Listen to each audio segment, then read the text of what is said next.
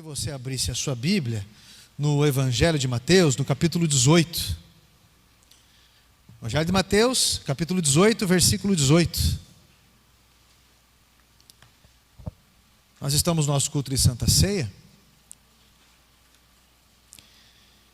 E nada tão importante quanto essa grande verdade latente, essa grande verdade que ecoa. Mateus capítulo 18, versículo 18 em diante.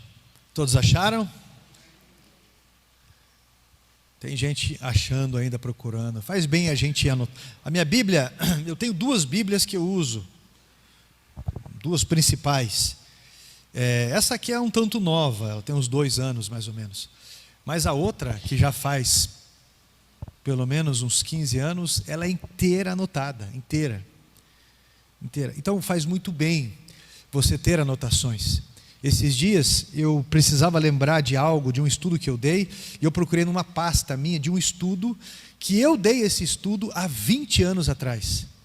Então eu peguei aquele estudo que era as 5 desculpas do chamado de Moisés, e ministrei num lugar porque foi o conveniente. Então, a organização, ela ajuda você a ser eficaz. Muito importante. E essas anotações vão trazer memórias que vão nos ajudar. Por isso que vale a pena você ter registros. Todo mundo achou? Capítulo 18, versículo 18 diz assim: em verdade lhes digo que tudo o que ligardes na terra será ligado nos céus, e tudo o que desligardes na terra terá sido desligado nos céus. Em verdade também lhe digo que se dois de vocês sobre a terra concordarem a respeito de qualquer coisa que vier a pedir, isso lhe será concedido por meu Pai que está nos céus. Porque onde estiverem 2 ou 3 reunidos no meu nome, ali estou também no meio deles. Amém? Pode fechar sua Bíblia, ou quiser deixar aberto, ou quiser anotar. Bem, a exaustão, ela é uma arma que o inimigo usa muito, principalmente nos dias de hoje. A exaustão é uma arma que Satanás usa demais, porque a exaustão, ela é uma embriaguez. Você pode ver, quando um pai, uma mãe olha para uma criança ali de 3 anos, 2, 4 anos, e aquela criança está birrenta demais, manhenta demais, a mãe olha e fala: isso aí é sono. Já viu isso? Isso é exaustão, precisa dormir, já melhora o humor. Ou às vezes você conhece alguém que quando está com fome, misericórdia. Mas eu estou falando de algo muito, muito além. Eu estou falando de uma exaustão. E a exaustão, eu procurando uma descrição melhor no Google, ele diz: empobrecimento. Olha só, exaustão, empobrecimento, redução de possibilidades, consumir, esgotamento, cansaço físico e mental. Mas eu quero reparar em algo muito sério que está acontecendo e que tem levado muitos cristãos à exaustão por ausência disso. Não era para estarmos exaustos como pessoas lá fora que não conhecem a Deus. Não é para estar num nível desse, como lá fora, como aqui dentro. Não é para ter pastores cometendo suicídio. Não é para ter pessoas cometendo atitudes de simplesmente jogar tudo para o alto por conta de orgulho. Não é para ter isso. E isso simplesmente está acontecendo, e é sobre isso que eu quero falar hoje. É sobre isso que eu quero citar hoje e colocar o tema: como é que está a tua oração? O que muitos cristãos estão desapercebidos é com relação à sua oração, ou a falta de oração. Oração é uma comunicação com quem se importa. Se você realmente se importa com alguém, você vai se comunicar com esse alguém da melhor forma possível, porque você quer se comunicar exatamente para ter uma comunhão saudável. A oração é de quem acredita que é ouvido, é uma ligação que alivia o fardo. Então a exaustão é um excesso de fardos. Mas Jesus disse em Mateus 11, 28: vinde a mim, vós que estáis exaustos, sobrecarregados. E o que está acontecendo com os cristãos? Eu falo cristão, porque se eu falar crente, crente é quem crê, mas tem muita gente que tem preconceito com essa palavra, está muito politizada. O que está acontecendo com os cristãos que estão entrando num nível assim, de loucuras, de exaustão, sendo que o próprio Deus nos convida para descarregar nele? Olha, talvez você precise aumentar o momento de oração, e não precisa passar por tanto desgaste interno desse. Eu lembro uma vez, isso foi 2015, 14, e eu estava conversando com o pastor Manuel Daça, ele escuta as mensagens também, mora lá no Mato Grosso, e numa conversa, essas conversas de comunhão, fazendo as coisas durante o dia, eu acho que aquele dia eu estava meio melancholizado demais, e daí eu falei para ele assim, numa conversa afinada para isso, eu falei, pois é, pastor, é que não é fácil mesmo, os tempos, isso, rapaz, você sabe quanto tempo que faz que não levei minha família para comer pizza? Sabe quanto tempo que faz? Ele falou assim, oxe irmão, por que você não pede para Deus?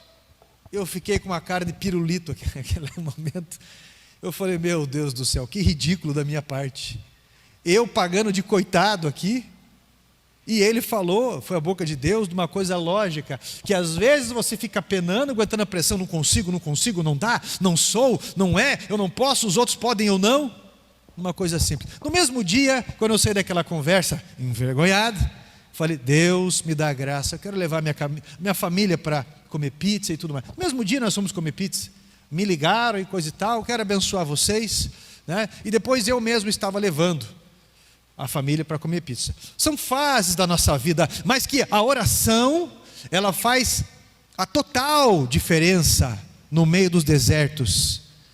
É o que tira os olhos de uma pessoa do deserto e mira e faz essa pessoa se comunicar além daquele tédio, além daquela dor, além daquele medo, faz aquela pessoa se comunicar diretamente fora do deserto, mesmo fisicamente estando vivendo ali.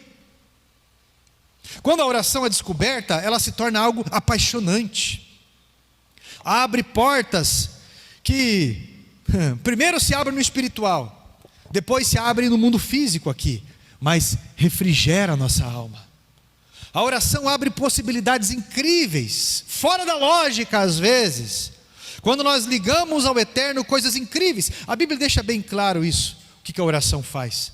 Já parou o sol, cientificamente provado, acalmou uma tempestade, na verdade não é parou o sol, parou a terra está um dia atrasada com relação aos outros planetas, acalmou uma tempestade, a oração ressuscitou mortos, curou madre seca, a oração deu vista ao cego, devolveu força ao homem fraco, como aconteceu com Sansão, reconciliou irmãos, como aconteceu com Jacó e Esaú, abriu o mar, libertou povos, devolveu oportunidades, transformou meninos em reis. A oração faz o pequeno grande. A oração traz à existência o que não existia. Amém? A oração protege-nos quando somos ofendidos. A oração nos protege de um espírito vingativo, de sermos vingativos. A oração, ela traz provisão. Provisão. Porque tem que ter a comunicação. O que aconteceu com o filho mais velho do irmão pródigo? Poxa, aí, chega e intima o pai dele.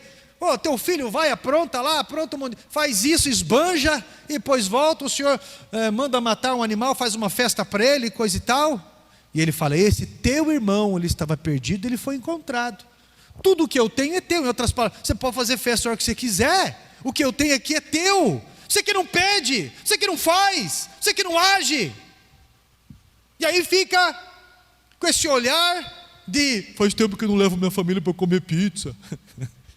Você não sabe como é que está a minha vida. Meu irmão, a gente não pode entrar na cabeça de pessoas e manipular pessoas, porque a manipulação não dura tempo. É só Deus para entrar no coração, porque Ele que convence o homem do pecado, da justiça e do juízo. E aí a gente começa a brigar com pessoas, mas Deus é nosso amigo.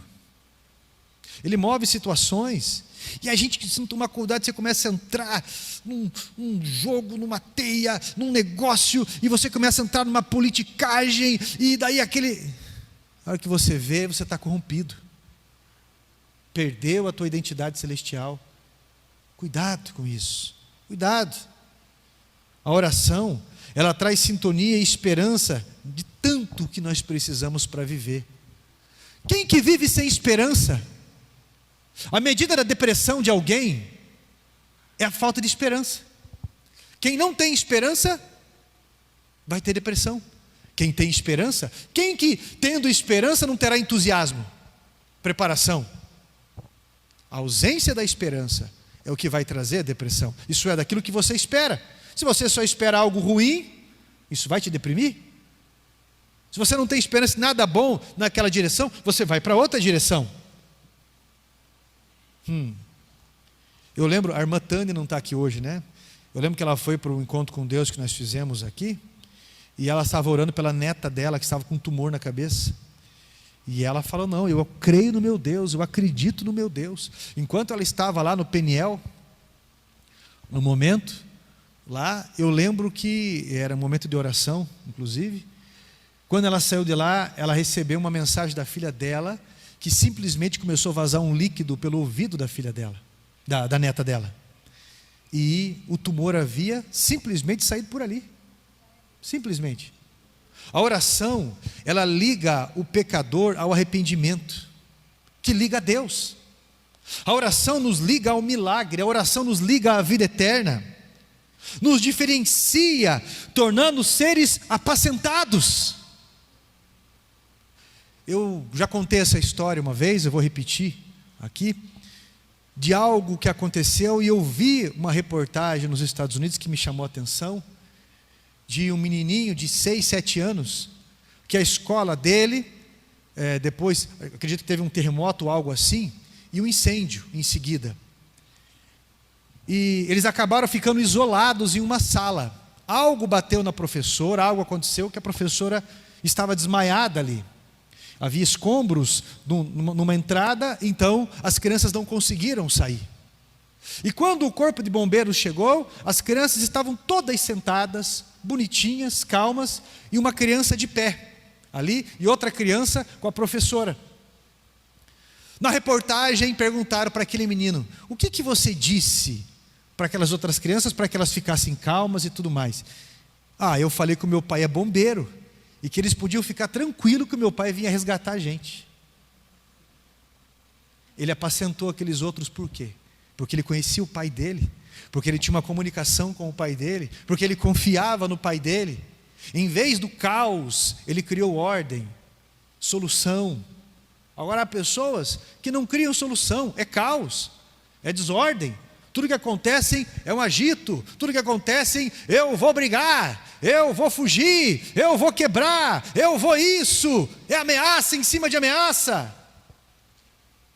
Mas a oração, ela tem o poder de nos apacentar para apacentarmos. O que Jesus fez quando ele transpirava gotas de sangue?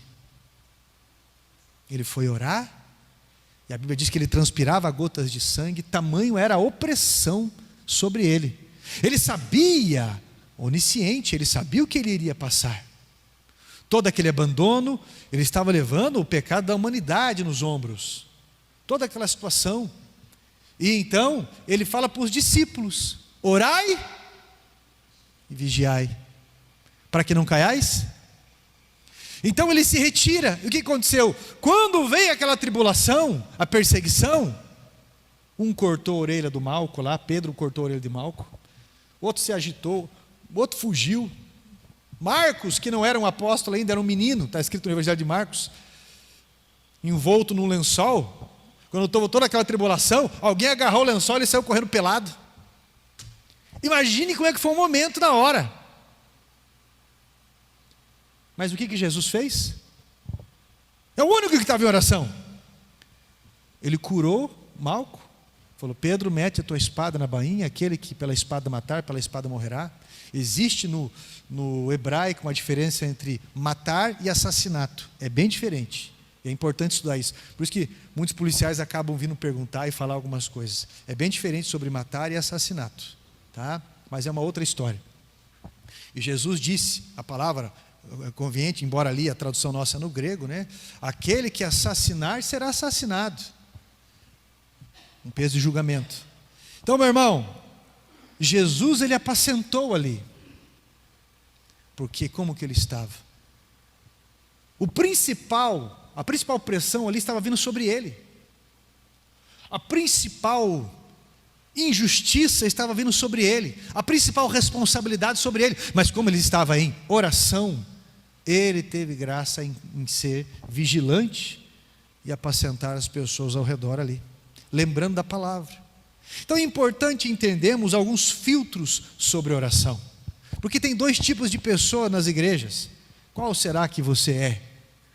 Existem dois tipos de pessoas nas igrejas: os que pedem para Jesus, e quando eles recebem, esbanjam, aí quando precisam, voltam de novo para a oração ou para a igreja. E os que andam com Jesus, e quando necessitam de algo, pedem para Deus para continuar andando. Olha, existem grandes comunicadores gospel hoje em dia, ou muitos coaches hoje em dia, pós-graduados em como pedir mal e ainda receber. É o que nós concluímos, né, nos depoimentos mais mentirosos de algumas coisas. Olha só, Tiago 4, do versículo 2 ao 5 diz: cobiçais e nada tendes, matais e invejais, nada podeis obter, viveis a lutar e a fazer guerras, nada tendes porque não pedis, pedis e não recebeis, porque pedis mal para esbanjar em vossos prazeres. Não compreendeis que a amizade com o mundo é inimizade com Deus? Aquele, pois, que quiser ser amigo de Deus, constitui-se inimigo de Deus. Aquele que quer ser amigo do mundo, constitui-se inimigo de Deus. Meu irmão, isso é, Deus quer nos abençoar? Eu vou fazer uma pergunta de novo. Deus quer nos abençoar? Sim. O que ele diz na palavra dele?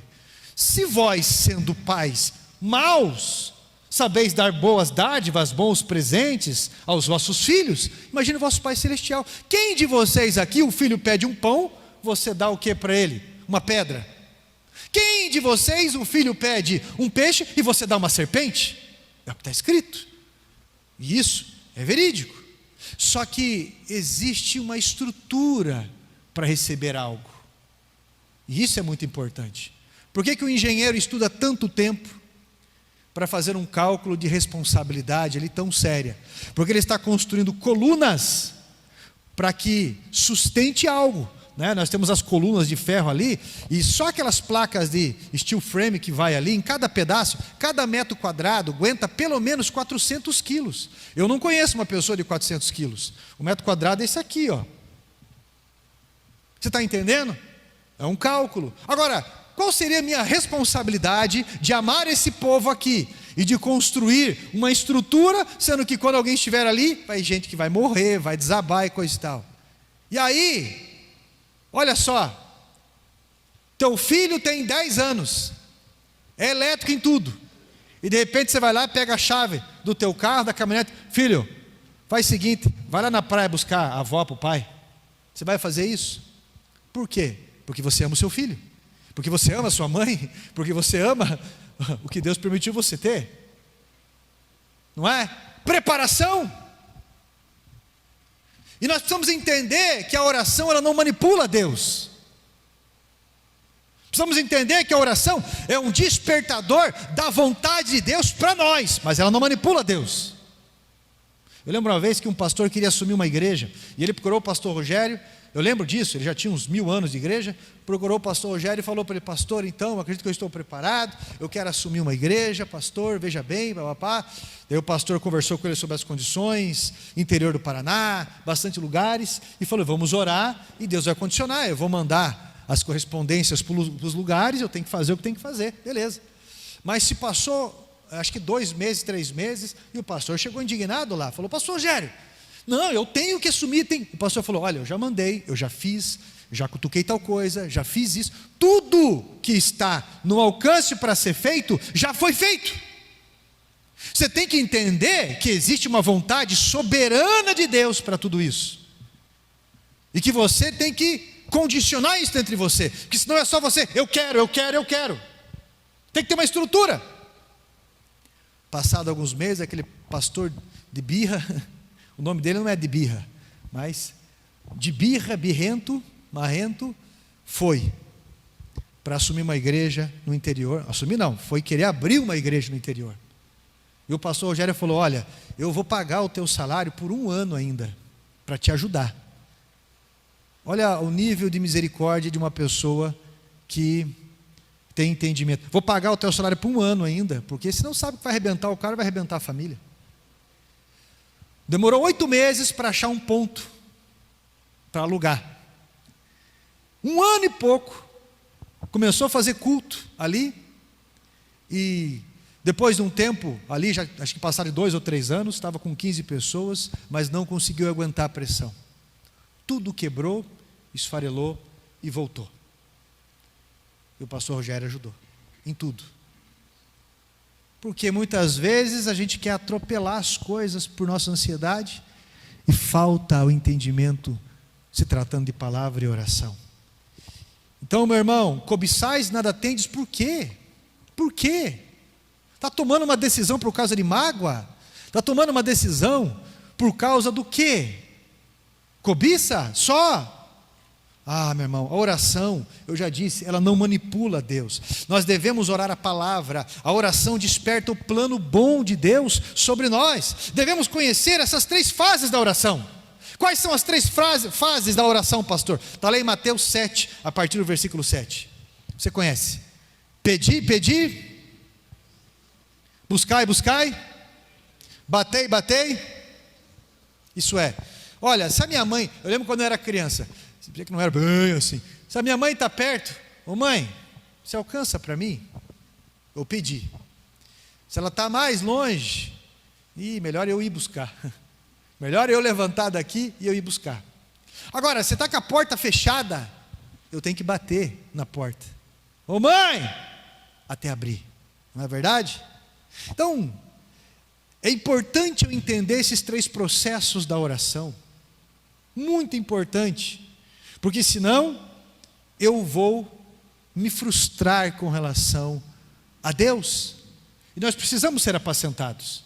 Aí essa ansiedade, você não consegue enxergar nenhum benefício ao seu redor. Sabe quanto que você vai enxergar as coisas que você tem? Quando você está perdendo tudo. Ou quando você perdeu tudo. Você perdeu a tua infância? Às vezes perdeu a saúde, como tinha. Eu vi uma postagem esse tempo atrás que tinha uma pessoa assim, deitada meio que no sofá, com o nariz tudo vermelho. É ruim estar assim, né? Você lembra quando você estava com o nariz bom e você respirava bonitinho, e agora você está com o nariz entupido e não consegue respirar direito e sofre um monte. Eu não dei valor àquele nariz que eu respirava bonitinho. Muita coisa assim, né? Muita coisa assim. Então, a situação ali, eu vou detalhar um pouquinho para vocês, mas basta pedir. Algumas situações basta pedir. Lucas capítulo 4, versículo 38 ao 39, eles pediram para Jesus que curasse a sogra de Pedro. Jesus estava ali. Existem muitas oportunidades assim, não é? Você ora e as coisas acontecem, e às vezes a própria pessoa que orou nem acredita direito. Oxi! Tem pessoas que chegaram na frente aqui do altar, na outra igreja, pastor, há 10 anos eu quero ser mãe, e até hoje eu não fui. Falei, coloca a mão na tua barriga, eu vou colocar minha mão em cima da tua barriga, vou ungir, ora. 3 meses depois, pastor, Deus me abençoou, abriu a madre, estou grávida. Algumas vezes isso já aconteceu. Eu lembro de uma dessas pessoas, foi a Vanusa do Paulo. Esses dias eu conversei com esse casal de novo. Mas foram vários. Há pessoas que chegaram aqui na frente e, pastor, estou com um tumor em tal lugar, a situação está assim, vamos orar. Orou, foi curado. Tem pessoas que você vai no hospital. Eu fui uma vez orar para um rapaz no hospital, Anderson é o nome dele. Ele levou um tiro na cabeça que estourou essa parte da cabeça dele. Cheguei lá tudo inchado, chegou na medicina, sem chance. Coloquei 2 dedos no ombro dele, Senhor, dá mais uma oportunidade de vida para esse rapaz. E fiz a minha oração. Eu saí dali, isso acho que era uma segunda ou terça-feira. Na outra semana o rapaz estava no quarto, estava de alta, não teve sequela nenhuma. Mas às vezes, uma multidão de pessoas intercedem por uma pessoa. E a pessoa não é curada. Mas há situações como essa, basta pedir. E a situação acontece. É o primeiro processo. Por isso que nós temos que comunicar: Senhor, eu quero comer pizza. Meu irmão, Deus, Ele se importa com a gente nos detalhes mais incríveis. O pastor Rogério contou que ele tinha alguns falam beleza, outros falam, eu não sei como é o nome daquela pelota que vem aqui, né? Às vezes acontece no rosto de alguém. Ele falou: ia fazer barba, rapaz. Hoje em dia, você tem aquela cirurgia laser, né? Hoje em dia, mas na época não. Ele falou: eu ia fazer barba, cortava. Ia não sei o que, incomodava. Rapaz, quer saber? Eu acredito tanto em Deus que eu fiz uma oração. Você acredita que aquele negócio, não me pergunte como, aquele troço secou, caiu? Né? Daí tem as fotos dele lá e tudo mais. Mas a forma como ele conta, eu acho interessante. Então, algumas coisas basta você pedir, basta você ligar os céus. Basta você fazer isso. Por isso que é importante o projeto de vida, fazer uma oração por alguém, as coisas acontecem. Agora, a segunda situação, nós temos que buscar. Lucas capítulo 5, versículo 17 a 26, diz que um paralítico, eles tiveram que descer pelo telhado, e você conhece essa história. Se esforçaram os amigos, a casa estava muito cheia ao redor, muito cheia. Ninguém queria dar espaço ali, porque quem chegou naquela casa de Simão, chegou cedo, porque Jesus estava ali. E não ia dar espaço para outro, porque todo mundo quer. Então 4 amigos que queriam a cura do seu amigo paralítico, acharam um jeito. Subiram pelo telhado, abriram um buraco no telhado, amarraram ali 4 cordas e desceram até onde Jesus estava. Não sei que tamanho que era a casa. Eu sei que eles abriram um buraco no telhado e desceram aquele amigo ali. Olha só, muitas vezes nós temos que mudar hábitos na vida, nós temos que mudar a organização nossa saúde, as finanças. Quando eu era menor, eu amava comer chocolate. Eu amo comer chocolate até hoje. Eu sou lombriguento e tenho problema com isso. Entendeu? Eu acredito que é o meu ponto fraco, chocolate. Até se quiser me dar. Brincando, meu irmão. É aquele chocolate com aquelas bolinhas dentro, sabe? É aquele lá mesmo, ao leite. Olha só, é brincadeira. Mas, meus irmãos, meu sonho quando era criança, eu cheguei a ficar doente. A minha mãe e o pai chegaram a levar no médico, porque fiquei uma semana ruim. E eles falaram: não, aquele jeitinho dele, assim, não, esse menino, quando ele quer as coisas, tem que dar as coisas para ele, porque ele tem bicha. Ele é lombriguento. Lembra que eu falava a vocês, mas ele é lombriguento, esse menino. E aí, meu irmão, chegou uma altura da minha vida que eu cheguei a começar a ficar intoxicado por chocolate. Aí adianta falar: Senhor, meu pâncreas, ó Pai. Sim, Carlos, seu pâncreas, ó Carlos. Eu fui uma vez no médico, isso há uns 17 anos atrás, 15 anos atrás, perto disso, doutor Nobushi, não lembro agora, direto, olhou minha folha e falou: olha, teu colesterol está altíssimo, tua saúde está assim, você está desse jeito, assim, assado. Você vai ter que começar a fazer exercício, que é a principal questão, porque você é muito novo, cara. E falou algumas coisas para mim. Tá bom, doutor, me fez uma receita, uma mudança de comportamento e de hábitos novos e coisas assim. 3 meses depois, a minha senhora marcou a consulta de novo. Eu voltei lá, ele falou: você começou a fazer alguma coisa? Daí eu falei: doutor, as desculpas, né? Rapaz, correria assim. E ele falou assim: bem, você vai morrer. Deu um sorriso de canto de boca, e aquilo para mim ficou marcado. Foi o negócio de eu começar a fazer exercício, começar a mudar, começar a ter novos hábitos. Por quê? Senhor, não quero passar mal, quero parar com isso, quero parar com aquilo. Então tem coisas que é óbvio, não precisa você espiritualizar, meu irmão. É uma vida inalando fumaça nos pulmões, e depois, Senhor, o que acontece comigo?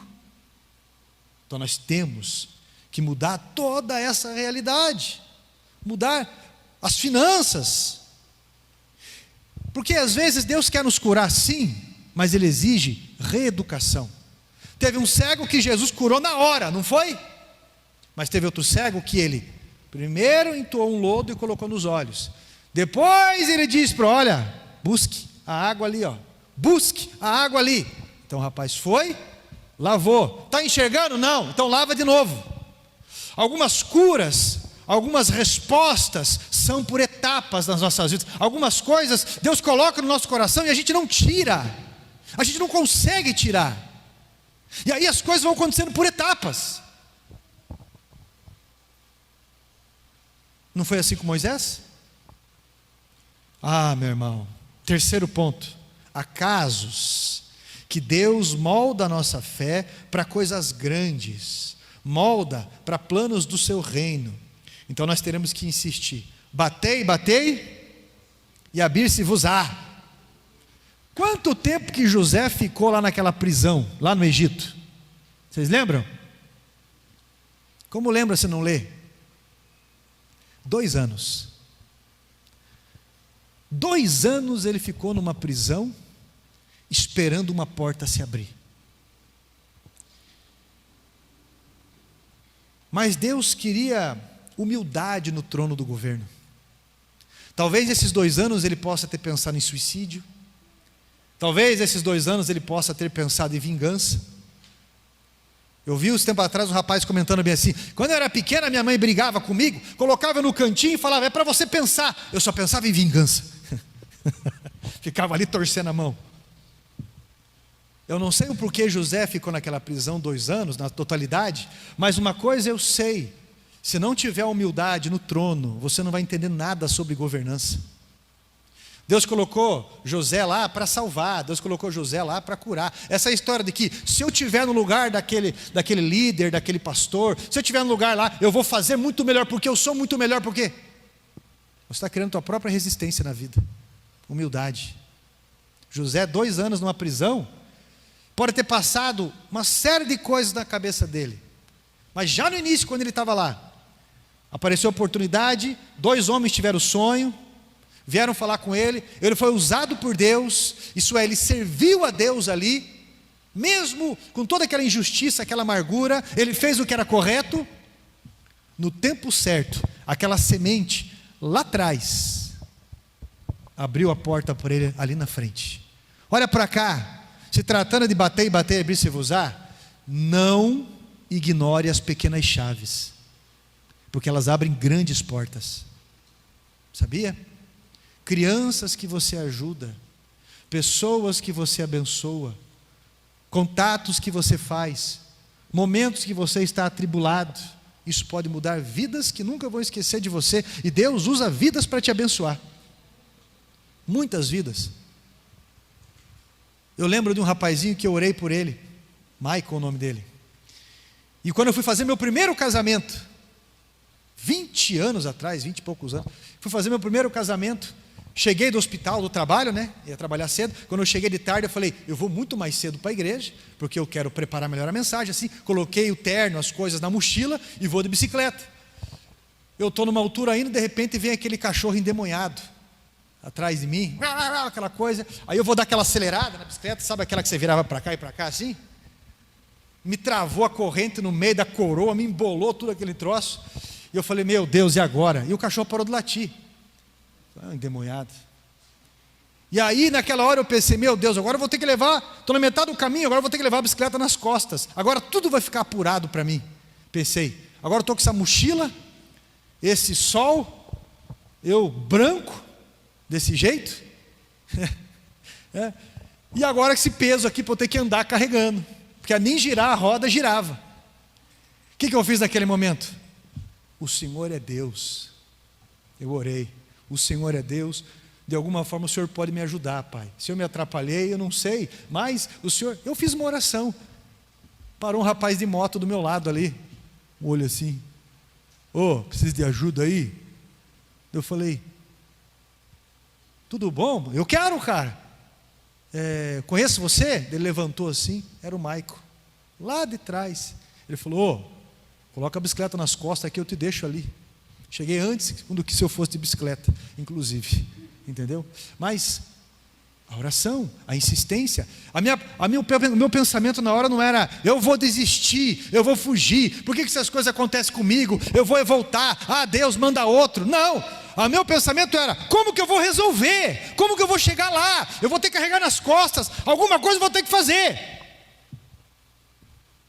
Batei, insisti. Deus abre uma porta quando a gente insiste.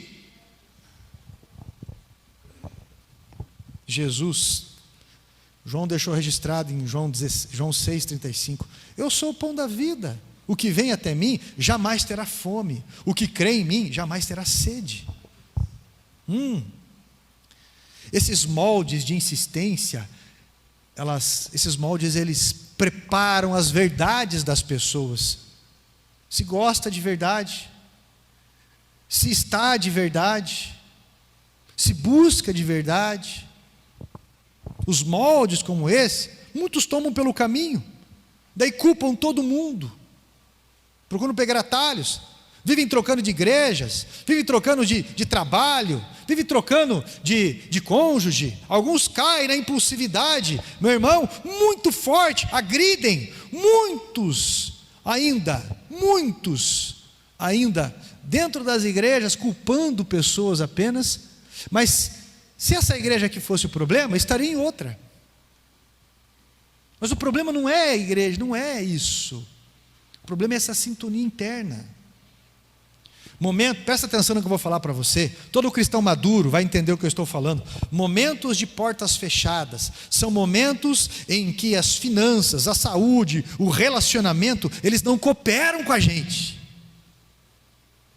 E Deus chama a gente para ouvir a voz dele, porque quando Deus não muda a situação, porque Ele quer mudar o coração. Nós precisamos aprender a lutar com Ele, a dependermos dEle. Dinheiro é importante? É, mas Deus é mais importante. Dinheiro é importante? É, mas não é o mais importante. Intimidade no casamento é importante? É, mas não é o mais importante. Como é que está essa situação com Deus? Essa ligação? Saúde é importante? É, mas não é o seu Deus. Não é o nosso Deus. Deus nos livra do mal quando nós vamos até Ele. Uma vez eu vi uma história, já estou quase finalizando, e eu achei interessante a história desse homem, 1800 e alguma coisa, 1850 ou algo assim, de um homem que teve um naufrágio, 850 ou 750. Eu li aqui, eu anotei, esqueci de anotar alguns detalhes aqui, faz muito tempo que eu li o testemunho desse homem, mas você pode procurar também. O barco dele teve um problema, teve um naufrágio e ele foi parar numa ilha. Eu achei interessante isso, porque ele ficou naquele lugar e quem que vai vir me resgatar agora? Quem? Não tinha uma comunicação que tem hoje e nada disso. Então ele foi se preparando. Nós vemos aquele filme lá, O Náufrago, o que acontece com aquele ator Tom Hanks quando ele interpreta aquele rapaz lá que fica um tanto, chama a bola de Wilson e tudo mais. Ele precisa se comunicar com alguém, mas como ele não é cristão, ele fica falando com a bola. Algo inútil, que não pode salvá-lo. Isso acontece muito hoje em dia, inclusive. E aí, ele faz uma cabana para ele ali, um abrigo, e ele vai se virando com as coisas que ele tem ali. Ele, de alguma forma, o mar trouxe para ele alguma coisa que tinha um espelho, alguma coisa que trouxe isso, outras que ele foi conseguindo ali, e ele vai sobrevivendo. Passado o tempo ali, eu não lembro agora se foi 8 meses ou 2 anos, enfim, que ele está ali, ele é cristão, e ele começa a orar a Deus, ele fica orando, todo esse tempo ele vai se comunicando com Deus, senão o cara pira. Ele vai falando com Deus, e simplesmente um dia, quando ele olha ao longe, ele está na ilha explorando, ele olha ao longe, ele vê uma fumaça saindo, ele sai correndo. Quando ele chega lá, de alguma forma, possivelmente é a teoria dele, o espelho, alguma coisa, o sol bateu ali, bateu em alguma palha, e aquilo pegou fogo em tudo que ele tinha construído nesse período, que era o abrigo dele, que protegia da chuva, do frio e tudo mais. Só que daí, roupa dele, tudo aquilo pegou fogo. Aquele homem foi para o chão E mais uma vez ele orou a Deus: Senhor, se o Senhor quer me recolher, me recolhe de uma vez. Olha isso, olha a minha situação, parece que não vai piorar, piorou. E ele começa a falar com Deus, e daí ele chora para Deus, e ele dorme de exaustão, e ele acorda com alguém acordando ele, assustado, e ele fala: que bom que você está vivo, rapaz.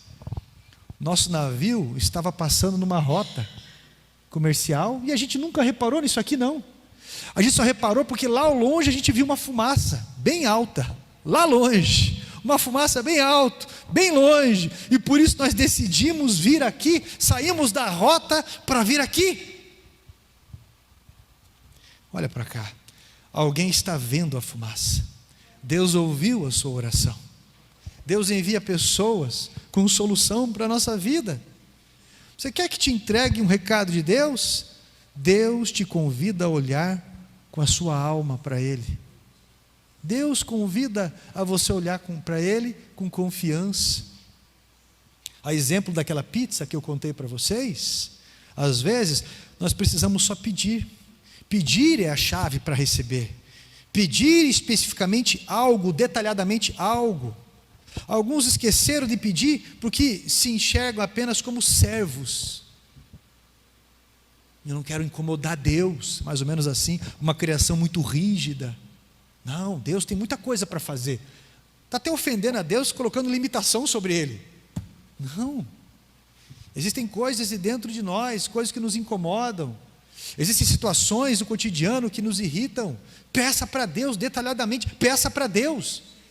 Mas não peça para Deus se degladiando não, com a autojustiça não. Senhor, eu quero muito que isso mude, que a sua situação mude. Lá no meu trabalho eu não aguento isso, eu quero que isso mude, e eu não vou pedir a conta, e também não quero que saia. O Senhor pode organizar tudo isso. Satanás é um articulador. Meu irmão, Deus se lembra de você como filho antes de servo. Pedir é um ato de humildade, pedir é um ato de fé. Deus deseja intensamente que creiamos em seu poder, porque Ele quer nos recompensar com o seu amor. E aí a gente fica pensando só em dignidade nossa. Quem de nós aqui é digno? Quem de nós aqui é digno? Quem de nós? Quem de nós? É importante entender que a fé é a única força que impulsiona o movimento de Deus nas nossas vidas. A fé na palavra de Deus. Peça com fé. Você nunca vai merecer. Eu e você nunca iremos merecer nada. Acredite na graça de Cristo. Acredite na sua misericórdia. Acredite no seu amor. Acredite nisso. Peça milagres específicos, seja persistente, com esperança, seja honesto com Deus no seu pedido. Eu falo isso para você por experiência própria. Faça o teu projeto de vida, você fez, né? Mas faça por onde? Faça, peça, fique atento, porque às vezes Deus coloca as bênçãos, mas o mais caro da nossa vida se chama procrastinação. Mais caro. Sabe a história do homem que está na montanha, está caindo? Deus, por favor, me tira daqui. Vem um barco ali, se jogue aqui no mar que nós vamos resgatar. Não, Deus vai me salvar. Vem um helicóptero, joga a escadinha para ele e fala: sobe aí, rapaz. Não, Deus vai me salvar. Chega um outro montanhista amarrado, estende a mão para ele e fala: venha, rapaz. Não, Deus vai me salvar. Aí o cara cansa, cai e morre. Quando ele chega diante de Deus: pô, Senhor, o Senhor falou para orar, eu pedi a tua ajuda, e o Senhor me abandonou. Como abandonei? Te mandei barco, te mandei um homem para estender a mão para você, te mandei um helicóptero. Mas a procrastinação faz as pessoas ficarem presas no medo do desafio. Quando a gente pede uma solução para Deus, Deus abre uma porta através de um novo desafio para a gente. Realize para Deus através da oração. Nós precisamos ligar aos céus. Ligar aos céus. E será ligado na terra. Muitas vezes eu estou com pessoas que estão com uma situação alarmante. Você coloca a mão na cabeça dessa pessoa ou no ombro dela e você desliga um pecado ali, você desliga um pecador, você desliga algo e você liga a cura, você liga os céus e alguém que estava no inferno ali. Ele nos deu essa chave, não é verdade? Ele falou: eu ouvi Satanás caiu do céu como um raio, e eu dei autoridade para vocês pisar escorpião, serpente, e se até armarem alguma coisa envenenada contra vocês, não fará mal algum. Eu estou dando uma chave para vocês agora, a chave dos céus, e aquilo que vocês ligarem aqui, será ligado no céu, e o que vocês desligarem aqui, será desligado de lá. Você não está cansado de não pedir? Você não está cansado de pedir tão pouco? Você não está cansado de tentar sozinho muitas coisas? Não adianta jogar a responsabilidade dessa frustração para o cônjuge, para os filhos, para os pais. Não adianta migrar isso, não. Faça um voto com Deus. Tenha o momento de qualidade de oração com Deus. Hoje em dia, é muito comum termos as devocionais agora, cadernos prontos para devocionais, bíblias com devocionais. E é muito importante, e eu apoio isso. Mas isso não substitui a oração. Não substitui um período de qualidade de oração. Como é que está a tua vida de oração? É o que eu comecei perguntando. Talvez isso resulte na vida em que você está levando, de dentro para fora. Há muitas possibilidades. Quando você ora, Deus revela a palavra dele para você. Deus revela a palavra dele para você.